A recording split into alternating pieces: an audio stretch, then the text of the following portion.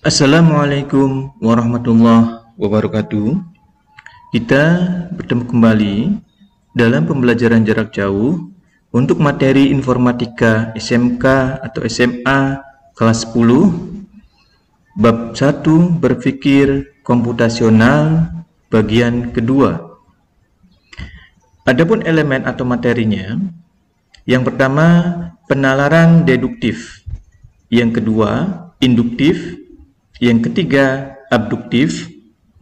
Adapun tujuan pembelajarannya, siswa mampu memahami strategi algoritmik standar sebagai penerapan berpikir komputasional pada berbagai bidang untuk menghasilkan beberapa solusi dari persoalan dengan data diskrit bervolume besar. Apa itu penalaran? Penalaran adalah proses berpikir berdasarkan pengamatan indera atau observasi empirik yang menghasilkan sejumlah konsep dan pengertian. Yang pertama, penalaran deduktif. Penalaran deduktif adalah proses penalaran yang bertujuan untuk menarik kesimpulan berupa prinsip atau sikap khusus berdasarkan fakta-fakta yang bersifat umum. Dengan kata lain, deduksi merupakan suatu penalaran untuk menyimpulkan hal khusus dari sejumlah proposisi umum. Deduktif merupakan penalaran atau cara berpikir untuk menyatakan pernyataan yang bersifat khusus dari pernyataan-pernyataan yang bersifat umum.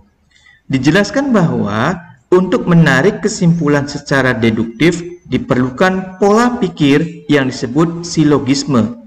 Dan silogisme ini tersusun dari dua buah pernyataan atau premis dan sebuah kesimpulan atau konklusi.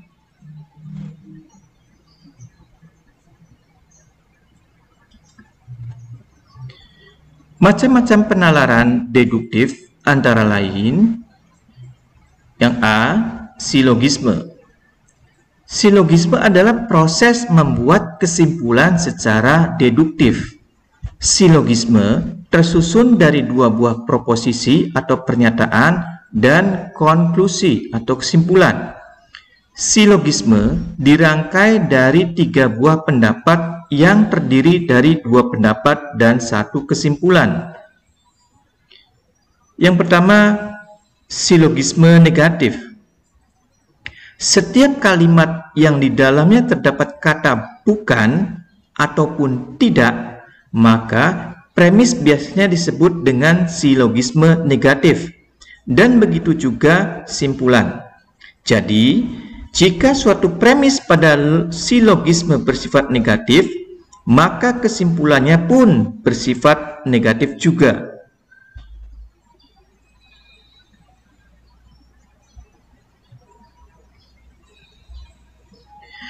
Contoh silogisme negatif.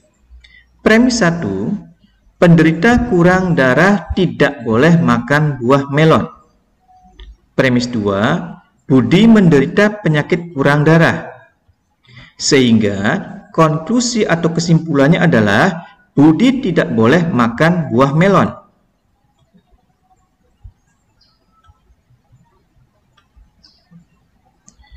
Yang kedua, silogisme error.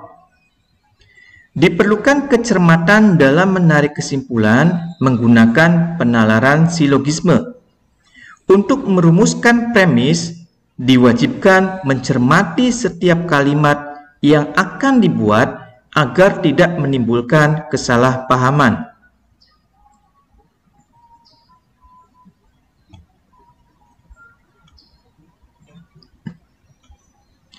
Contoh silogisme error. Premis 1, Bella lulus ujian CPNS. Premis 2, Bella rajin menabung dan tidak sombong.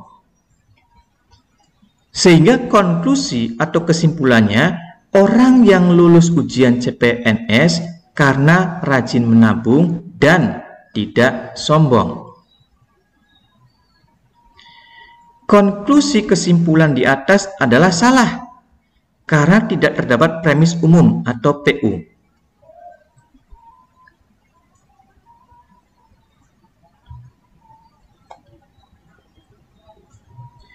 Yang B, entimen. Entimen adalah penalaran deduksi secara langsung atau tanpa silogisme premis atau tidak diucapkan karena sudah diketahui.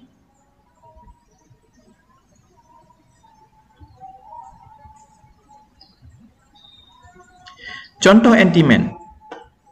Premis 1. Penderita kurang darah tidak boleh makan buah melon. Premis 2, Ani menderita penyakit kurang darah. Kesimpulannya atau konklusinya, Ani tidak boleh makan buah melon. Entimennya, Ani tidak boleh makan buah melon karena menderita penyakit kurang darah.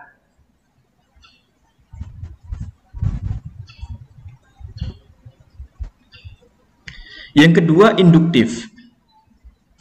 Induktif atau logika induktif adalah proses penarikan kesimpulan dari kasus-kasus nyata secara individual khusus menjadi kesimpulan yang bersifat umum.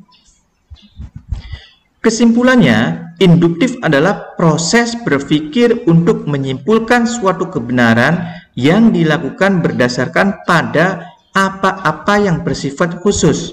Kemudian ditarik suatu kesimpulan kebenaran yang sifatnya umum atau universal.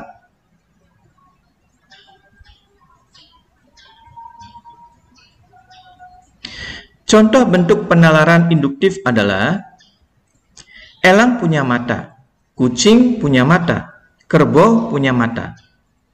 Maka dapat ditarik kesimpulan bahwa setiap hewan punya mata.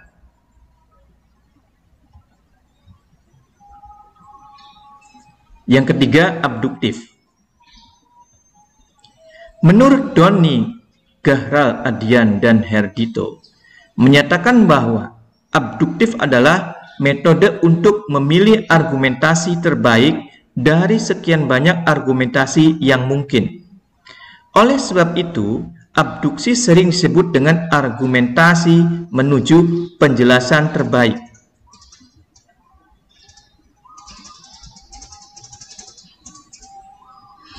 Ada 4 cara mendapatkan argumentasi terbaik, yaitu yang A, kesederhanaan. Artinya, jelaskan segala hal dengan bahasa yang ringan dan tidak ada bantahan dari pihak lain. Yang B, koherensi. Artinya, sebisa mungkin pilih penjelasan yang sesuai dengan apa yang diyakini para ahli tentang dunia. Yang C, prediktabilitas, artinya sebisa mungkin pilih penjelasan yang paling banyak menghasilkan prediksi yang dapat disangkal atau diiyakan. Yang D, komprehensi, artinya sebisa mungkin pilih penjelasan yang paling lengkap dan meninggalkan sedikit sekali ketidakjelasan.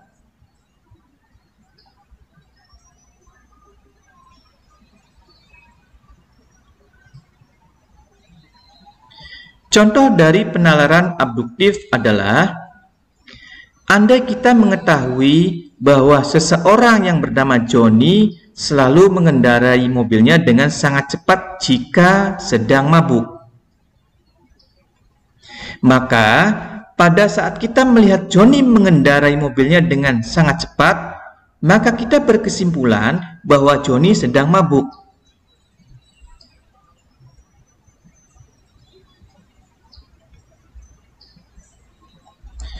Tugas mandiri. Link tugas mandiri akan diberikan setelah memahami materi ini. Selamat belajar. Terima kasih. Wassalamualaikum warahmatullahi wabarakatuh.